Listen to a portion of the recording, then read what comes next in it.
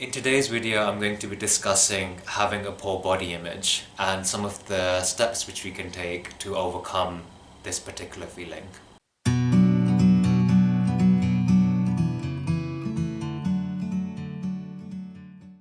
I think the first thing which I want to talk about before I get into the topic at hand and what we can do to overcome it is what I mean by having a poor body image. And to me, having a poor body image is essentially when we look at our reflection, when we look at a photo of us, or someone's taken a video of us, and when we look at that, when we look at how we look physically, we feel very bad about ourselves.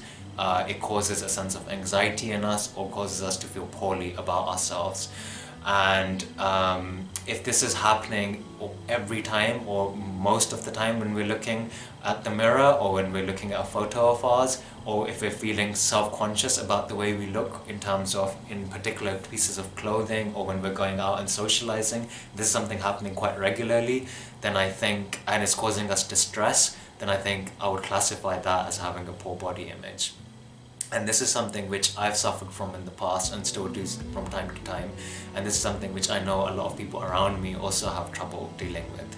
Now, in this particular video, I'm not going to be talking about the social causes or pressures which cause us to feel this particular way. What I am going to be discussing are some of the practical steps which we can take to overcome this feeling. And also I'm going to be discussing some of the psychological things which may be causing us to feel this particular way, and some of the things which we can do as an individual and from a more psychological perspective in order to overcome this particular feeling.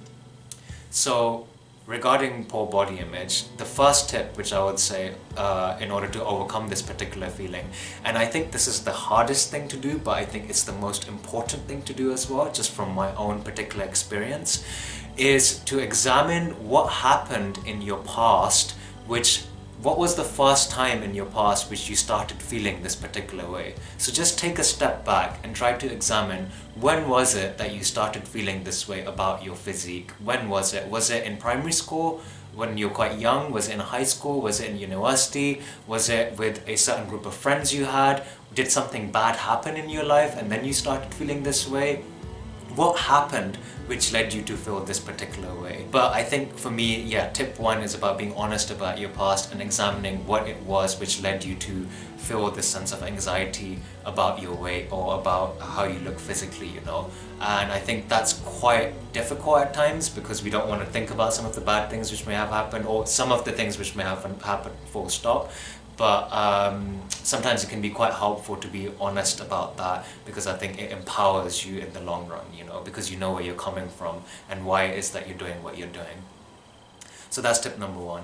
Tip number two for me is a lot more simpler, and it's really about being physically active, because what I've noticed is and observed is that if you're feeling sluggish, or if you're feeling weak, or if you're feeling not very able in your physique, then it can be really empowering to be physically active. Not be physically active because you want to change the way you look or because you feel poorly about yourself, but just being physically active actually allows you to feel really good about yourself, even though objectively there may not be any change. If you're physically active 2 or 3 times a week, you just feel a lot lighter and you feel a lot more fresher, your head is a lot clearer, and I just think you feel a lot happier about who you are as a being, because I think for the longest of times, evolutionarily speaking, we've been almost hardwired to be physically active as far as I'm aware. And so when we're sort of going through prolonged periods when we're not doing any physical activity, I think that will have some kind of impeding effect on our psychological well-being. So I think just being physically active for the sake of being physically active, it can be immensely beneficial. And what I've found, and I think is more beneficial than even being just physically active, is being physically active with others, so taking part in some kind of sport or some kind of group activity, some kind of club, whatever it is that you need to do 2 or 3 times a week, or even twice a week or even if you can't do that, once a week, where you're going and you're kind of associating with other people and you're being physically active, can be immensely beneficial, because I think there's some decent amount of literature out there which is basically examining the fact that actually a lot of the times when people are feeling poorly about their weight, forming or having a kind of social connection with other people can be incredibly beneficial in terms of helping them overcome that particular feeling. Because when you form a social connection with other people, your low self-esteem regarding who you are or your ability to be capable or be in the world, all of these things begin to be less severe when you have a kind of social connection with people once or twice or 3 times regularly during the week, you know. So I think those low self-esteem thoughts you may be having or experiencing as a result of your poor body image actually is going to be benefited tremendously, A, because you'll be physically active, but B, because you'll be doing it with other people and forming some degree of social bonds and social connection, you know. So tip number 2 is be physically active, and if you can be physically active with other people, take part in a group activity. It will be immensely beneficial for you. Tip number 3 is more psychological again. So tip number 3 is, when you feel bad about your body weight, or when you feel bad about how you look physically, it can be really empowering, I think, sometimes to just sit with that feeling. Because when we're feeling that way, when we look at our reflection, when we look at our photo of ours, we feel quite small, we feel quite weak, we feel quite fragile. And a lot of the times it's really difficult to deal with that emotion. And so what we may end up doing is come up with like a really strict diet plan in that moment, or come up with really harsh thoughts which we may have about ourselves, you know, in that particular moment, and we bank on those harsh thoughts. Or what we may do is start being way too physically active and not giving our body enough rest and respect and care. We may take all sorts of actions, or we may start relying on really harsh thoughts which we have about ourselves. But actually, frantic action or frantic thoughts, all of those are happening because there's a sense of feeling quite sad beneath all of that. And I think it can be quite helpful to just allow yourself to feel that more innocent, more sort of deeper sad feeling for 5 minutes or 10 minutes, and if you can, discuss that with another person around you.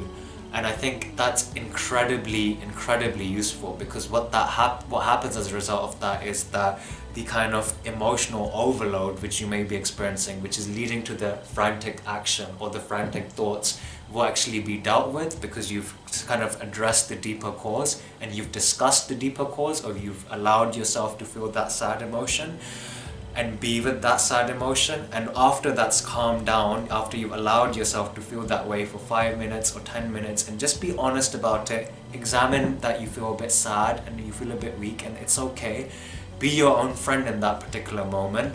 And then after you've done that, you'll be a lot clearer in your mindset to take the step which you need to take in order to actually help yourself. And that might be being physically active, it might be being maybe less physically active, or maybe just adopting a healthier lifestyle or a healthier diet. Whatever it is that you'll need to do in order to feel good, you'll be in a far better position to do that after you've allowed yourself for a moment, 5 minutes, 10 minutes, to just feel a bit sad, to feel a bit weak, to feel a bit fragile. And that particular feeling is a lot more innocent, and it's different in terms of its experience to the frantic thoughts which we may have, or the frantic action which we may take. And I think that can be avoided if we are aware of that deeper feeling. So that's tip number 3, which is essentially being or creating a space for that innocent, sad, kind of fragile emotion, and just witnessing that and being with that, and maybe sharing what you're feeling in that particular moment with someone else for 5 minutes or 10 minutes, and then you can do what you need to do to rectify the situation.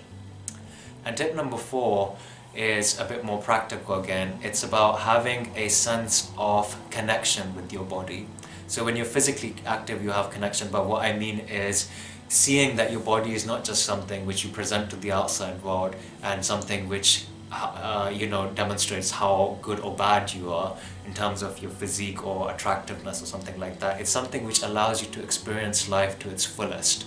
And what I mean by that is your body has all these senses, and you can really enrich in your life if you wake up to these senses. So what I'm saying is, go on a nature walk, put some hiking boots on, or just some normal boots on, and go for a walk in nature. Take in the fresh air in your lungs. Feel how your legs feel when you're walking, and make in touch with nature, be in contact with nature. And what that will allow you to do is it will allow you to see that your body is this thing which allows you to connect with life itself. You know, it's not just this thing which you need to present and tells you how worthy or non-worthy you are or something like that. That there can be a place for that, but your body's capable of so much more. Take beautiful experiences and use your body as your friend, which is allowing you to partake in those experiences, and be appreciating of that. So nature walks, or go and hug someone who you love, you know, a family member or a friend or your partner.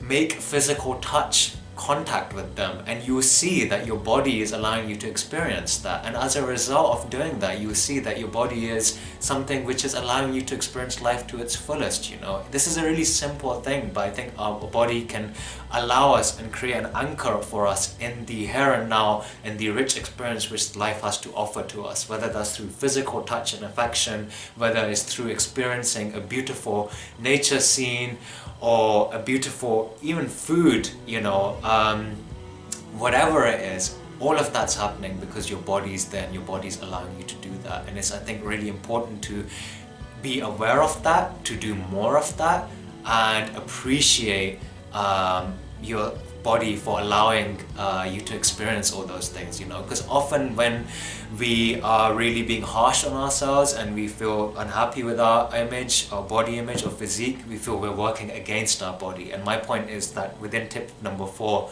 recognize that your body is your actual friend. It allows you to really experience life to the fullest. And if you didn't have this, you wouldn't be able to experience your life to the fullest, you know. The fact that you have an able body, the fact that you can experience life as you can, is a beautiful, beautiful thing. So tip number 4 is about that. Use your body to experience life and appreciate for the fact that you can do that. And that's essentially it. These tips have helped me, and I hope that you guys sort of find them helpful as well. Just to sum it up, tip number 1 is about being aware of your past and seeing when it was that you started feeling this particular way, and being honest about that, because I think that will empower you tremendously. Tip number 2 is being physically active, because then you'd feel a lot stronger and a lot lighter and a lot fresher. And doing that, if you can, with other people, because that will allow you to form social connection and support, and it will help curb some of the bad feelings you might be having about yourself and your self-esteem, you know. So tip number 3 is sometimes allowing yourself, when you're feeling sad, to feel sad. It's okay to feel sad, and if you can, share that sad feeling. And that sad feeling is quite innocent, it's quite pure, it's a raw emotion. Allow yourself to feel that way, share that feeling with another person if you can, and then take any action if you need to take any action. And tip number 4 is recognize that your body is not just something which you're presenting to other people or to yourself in terms of how good or bad it is against this particular scale. It's something which allows you to experience life to its fullest. And so use that. See your body as your friend, something which allows you to experience life to its fullest, and appreciate that and be very happy about that and do more of that. And that's tip number 4, and that's really it. And I will see you guys next time, and I hope you found this useful.